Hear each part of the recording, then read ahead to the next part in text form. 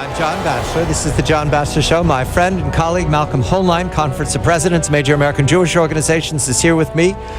Forgive us, Malcolm and I were already wrapped in conversation with Ambassador Dennis Ross, who joins us immediately from the Washington Institute. It's Syria's the question. This is a fog of war situation. That's why we're dealing with it. There are incomplete reports, unconfirmed reports along the Syrian-Turkish border in these last hours of conflict between the PKK, that is the rebels of Turkey, and the Turkish military. In these last days, we've had repeated reports of Turkish artillery. These are YPG claims on the Syrian side of the border, firing into Syria. We've also had claims from Turkey that the provocations have been driven by the Russians. The Russians are claiming or asserting that they've been bombing the ISIS guerrillas along the Turkish-Syrian frontier. So there are so many players and there's so many moving parts. I will not begin tonight with any definitive statement. We'll look at this from the American point of view and the road ahead with Ambassador Ross. Dennis, a very good evening to you. I hope I framed this correctly. There are no easy approaches to this. We're plunged into the Syrian civil war.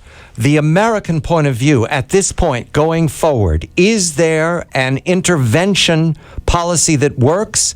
Does the ceasefire brokered by the Secretary of State for the term right now and going forward, does that work? Good evening to you, Dennis. Thank you. Good evening to you. Look, I think we have to take a step back. The first thing to say is Syria represents a humanitarian catastrophe. It is a stain on the international conscience that you could have. I mean, the numbers are always 300,000 dead. The truth is it's probably much closer to 500,000 dead. 12 million people displaced. It's a humanitarian catastrophe. And if you can do something that creates a pause, anything that provides some relief to those who are living in incomprehensible conditions is a good thing. So the pause from that standpoint, the cessation of hostilities, is a good thing for those who have their suffering eased. The problem is, I don't see the relationship between it and something that's going to transform the reality within Syria. If this cessation of hostilities would be transformed, or in a sense, if it becomes translated into what is in fact a genuine ceasefire, where the regime stops all barrel bombs, where the Russians stop bombing hospitals and schools, where there are real humanitarian corridors, then you might have the opposition, the non-ISIS opposition, you might have the non-ISIS opposition believe that a transition could be possible. So long as this is going to be, in my mind, a ceasefire the way the Russians play a ceasefire, like in Ukraine, they adopt pauses when it suits them, and then they increase the temperature when it suits them. It's all driven by what is a different set of objectives.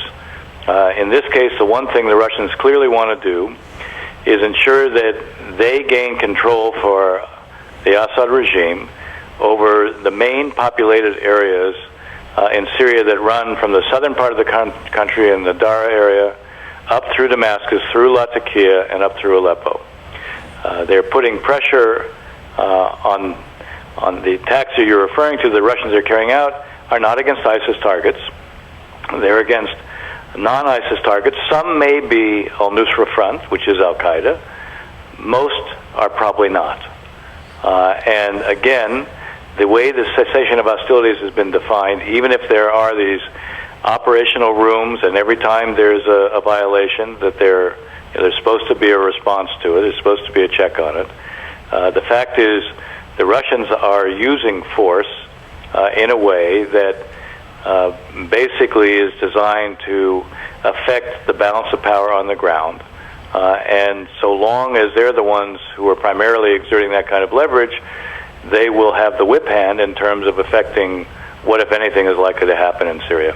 What is your sense about the reports that Iran and the IRGC, the Iran Revolutionary Guard, have been removed or are certainly diminished numbers in Syria today? Well, I think it's probably true that some of the combat forces that they had in there have been withdrawn. The numbers, look, it's pretty clear that they suffered some serious fatalities of, in fact, senior officers. But I think, again, it's a definitional issue. They are on the ground.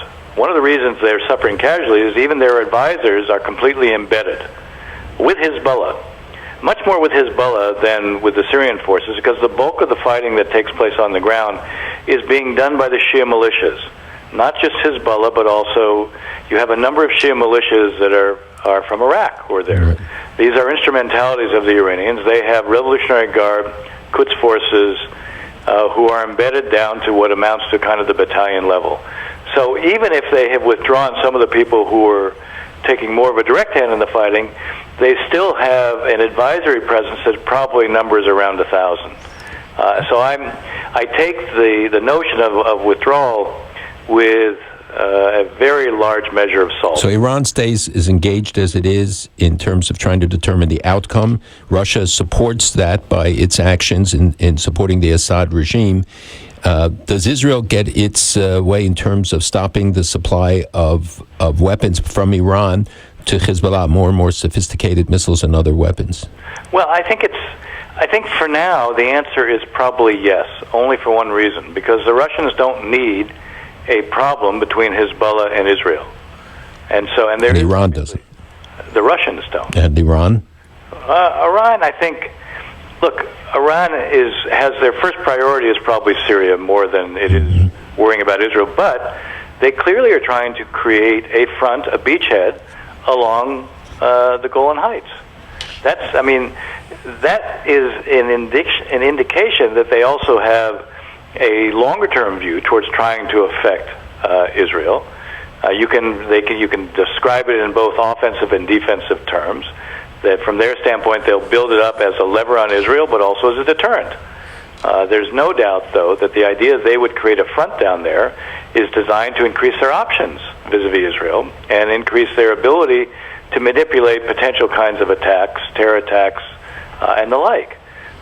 So, the Russians at this point are probably telling both Iran and Hezbollah, let's keep our eye on the ball here, and both Iran and Hezbollah are heavily dependent on the Russians, because the Russians are flying air cover for them, they're using their artillery to back them, and they have Spetsnaz, they have some special forces on the ground themselves.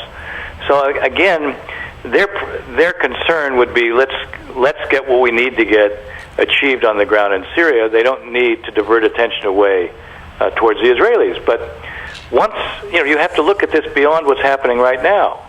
And will the Russians maintain that kind of an interest over time?